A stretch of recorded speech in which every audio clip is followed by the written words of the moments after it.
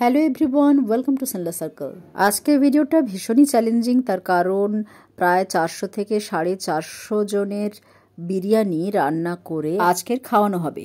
কিন্তু এত মানুষের বিরিয়ানি করা তো মুখের কথা নয়। যদিও বন্ধুরা সব ধরনের সহযোগিতা করতে প্রস্তুত, কিন্তু তাও রূপদা আর মায়াদি মিলে ভাবলো যে একজন বিরিয়ানি তৈরি করে একদম খোদ সেই কারিগর নিয়ে এসে খুব ভালো করে বিরিয়ানি বানাবে। তারপর কি বলতো, গ্রামের না সব বাচ্চারা সব সময় তো বিরিয়ানি খাওয়ার সুযোগ পায় না, কিন্তু আশেপাশে অনেক হাই স্কুলে তারা শুনেছে যে বড়দের বিরিয়ানি খাওয়ানো হচ্ছে, সেজন্য বাচ্চাদের মনেও একটা আশা থাকে। তারা অনেকবার বলেওছে যে আমরা কখনো বিরিয়ানি খাইনি বা আমরা একাধবার খেয়েছি।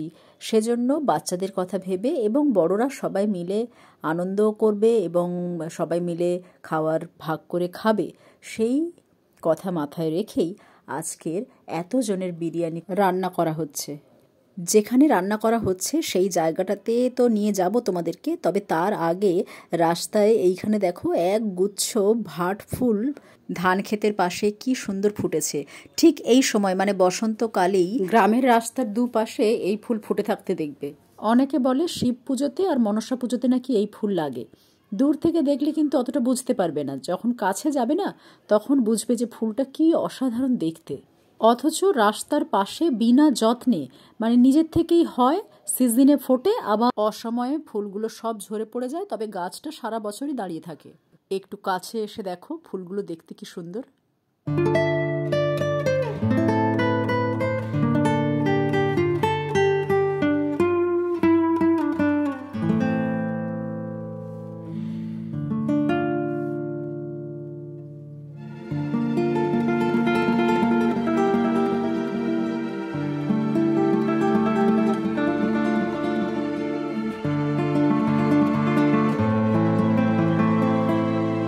আমাদের জীবনও কিন্তু এই ফুলের মতো।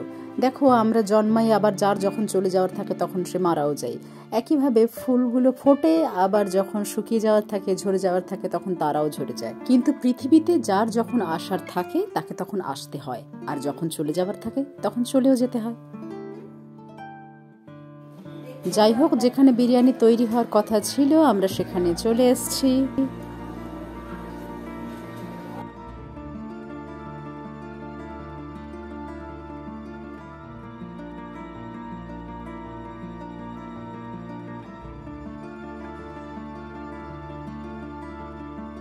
হেড কুককে সহযোগিতা করার জন্য আমরা কতজনে এখানে আছি দেখো।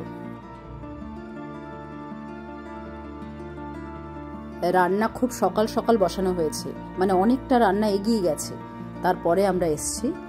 আর এই যে বড় বড় হাঁড়িগুলো আর কড়াগুলো দেখছো না, এগুলো সব কিন্তু ভাড়া করে আনতে হয়েছে। গ্যাসের ওভেন থেকে শুরু করে সবটাই। এত বড় বড় হাঁড়ি কড়া তো সচরাচর পাওয়া যাবে না যদি না এগুলো ভাড়া করে আনা হয়।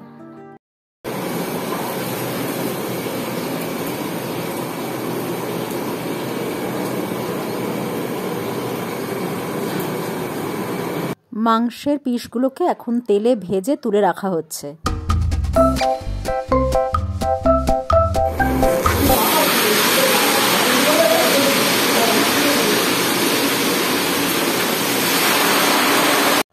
এদিকে সব মশলাপাতি চলে এসছে। না, ওই মাঝখানের শিখরটা ওটা দেওয়া হবে না, শিখরটা যিনি রান্না করছেন তিনি খাবেন। বাকি আশেপাশে যা কিছু দেখছো, এই তো বেরেস্তা এখানে পুরো রেডি। তার সাথে আবার কিছুটা ওই কোয়া ক্ষীরও গুঁড়ো করে দেওয়া আছে। এছাড়া বাকি সব কিছু একদম হাতের কাছে রেডি করা আছে। এই পাত্রটার মধ্যে গোলাপ জল, কেওড়া জল সব কিছু একসাথে মিশিয়ে রাখা হয়েছে। তার মধ্যে আবার কিছুটা ফুড কালারও দেওয়া আছে। অতিরিক্ত তেলগুলো এখানে রাখা। দাদা আগে মাংসটা তৈরি করে নিচ্ছেন। মাংসগুলো আধা সেদ্ধ করে নেওয়া হচ্ছে। বাচ্চাদের খাওয়াতে রৌফদা কত পরিশ্রম করছে। হাঁড়িগুলো এত বড় যে দুদিকে এরকম দুটো বাঁশ দিয়ে ধরে তবেই এটাকে এক জায়গা থেকে আরেক জায়গা সরাতে হচ্ছে। দুজন মিলে হাতে তোলা যাচ্ছে না। মাংসটা আধা সেদ্ধ হয়ে গেছে, বাকি আধাটা ওই ভাতের সাথে একসাথেই হাঁড়ির মধ্যে সেদ্ধ হয়ে যাবে। এখন ওই বেরেস্তা সমেত কোয়া ক্ষীরটা ছড়িয়ে দিচ্ছেন দাদা। আক্তারদার থেকে জানতে পারলাম যে উনি কারোর থেকে না কখনো হাতে নাতে শেখেননি এই বিরিয়ানি বানানোটা। অনেকবার অনেককে করতে দেখেছেন, পাশে থেকে থেকে শিখেছেন। তারপর নিজে নিজে মানে নিজের হাতে নাতে 2-4 জনের করতে করতে 100 জন 200 জন এরকম করতে করতে আজকের কিন্তু এতজনের রান্না উনি আত্মবিশ্বাসের সাথেই করছেন। এই দিদির ভাইপো হন উনি। আর আমরা এখন যে রুমটাতে দাঁড়িয়ে আছি না, বাপরে বাপ, মনে হচ্ছে যেন আগুনের মধ্যে দাঁড়িয়ে আছি। এত বড় বড় হাঁড়িতে রান্না হচ্ছে তো, যে চারিপাশে কি গরম কি বলবো। আক্তারদাকে দেখলাম দুধের মধ্যে আলু বখরাকে একটু ভিজিয়ে নিয়ে সেটাও এই বিরিয়ানির মধ্যে দিচ্ছেন। এতে হয়তো টেস্টটা আরেকটু বেটার হবে।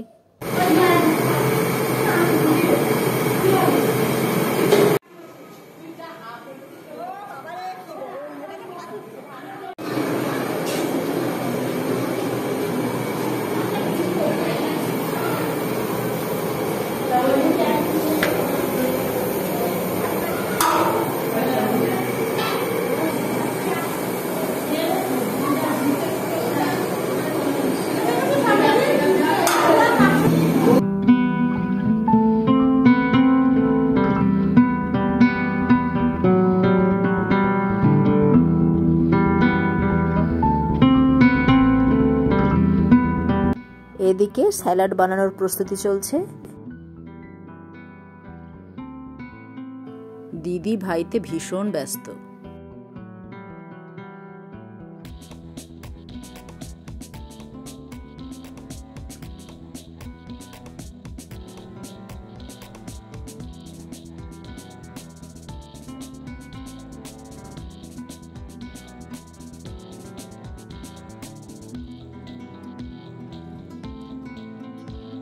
হাঁড়ির ঢাকনা যাতে সহজে এই আটার ওপর থেকে উঠে আসে সেজন্য আক্তারদা একটু তেল লাগিয়ে দিচ্ছে ওখানে।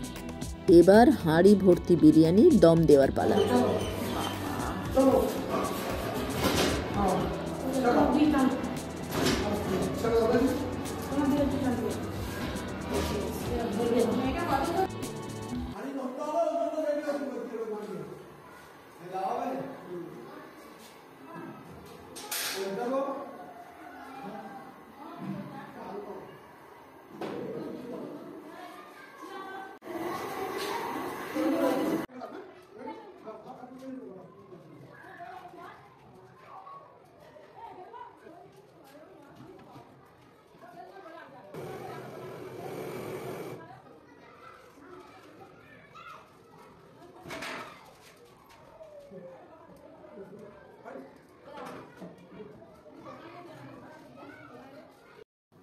আক্তারদা আবারও বড় কড়াইতে জল গরম বসিয়ে দিলেন, কারণ এর মধ্যে বাকি যে চালটা আছে সেই চালটা দিয়ে ভাতটা করে নেওয়া হবে। এদিকে আমাদের চিফ গেস্ট কিন্তু এসে গেছেন।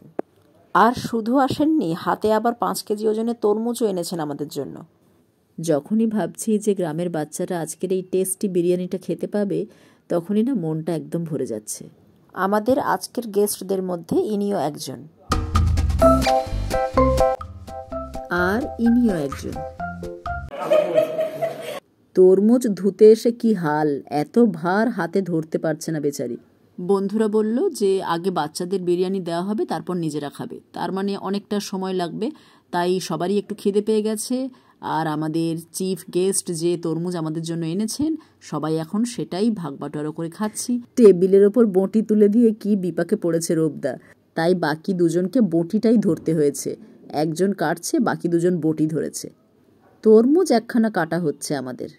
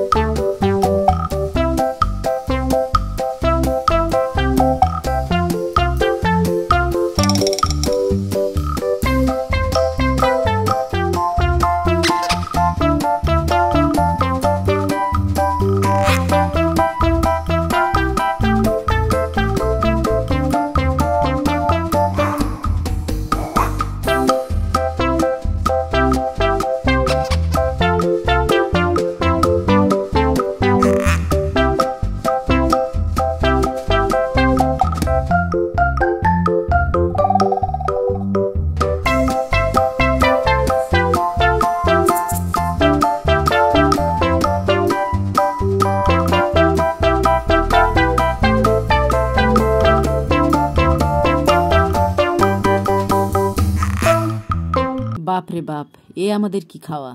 তবে বন্ধুরা খুশি মানে আমিও খুশি। এদিকে দেখি কি চলছে।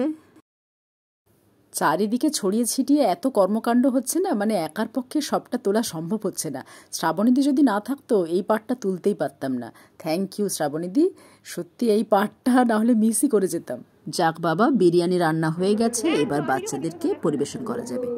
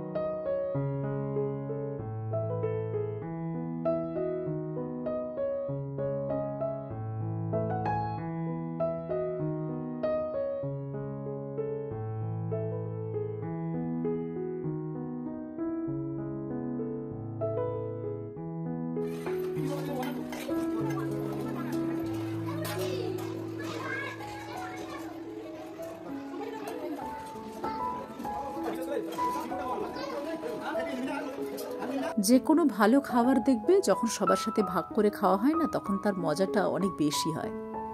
বাচ্চাদের দেওয়ার পরে আমাদের গেস্টরা আর আমাদের বাকি সব বন্ধুরা একসাথে খেতে বসলো।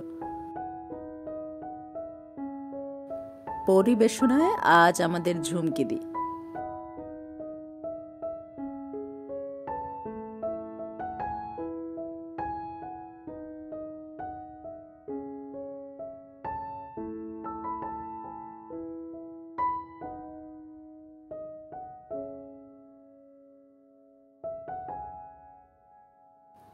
আজকের এই সময়টা হয়তো চলে যাবে, তবে এই মুহূর্তগুলো কিন্তু সারা জীবনের জন্য থেকে যাবে। একদিন যখন আমার এই বন্ধুরা সব বুড়ো বুড়ি হয়ে যাবে, তখন দেখবে এই ভিডিওগুলো দেখে খুব হাসবে। রান্না মারাত্মক হয়েছে, দেখেছো কিভাবে দেখাচ্ছে। আক্তারদাকে সত্যি ভালো বলতে হয়, নিজে এখনো পর্যন্ত খাননি, তবে নিজের থেকে এসে দেখে যাচ্ছেন যে আমার বন্ধুরা সব ঠিকঠাক খাচ্ছে কিনা, ঠিকঠাক পেলো কিনা, আর সবার ভালো লাগলো কিনা। পুরো ব্যাপারটা তত্ত্বাবধানে দিদি।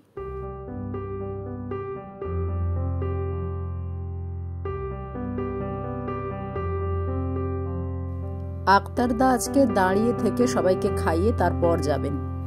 অনেক দিন পরে আমার বেশিরভাগ বন্ধুদেরকে এই গোল টেবিল বৈঠকে বসে খেতে দেখছি, বেশ ভালো লাগছে।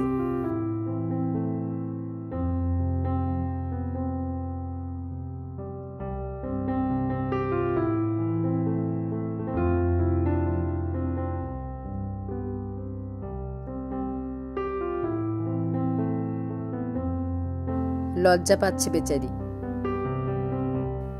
সব মিলিয়ে আজকের দিনটা বেশ ভালোই কাটলো। আজকে ভিডিও এবার শেষ করি, নেক্সট ভিডিওতে আবার নতুন কিছু নিয়ে দেখা হবে। আমার বন্ধুদেরকে আর ডিস্টার্ব করবো না, সবাই খেয়ে নিক। Thanks for watching.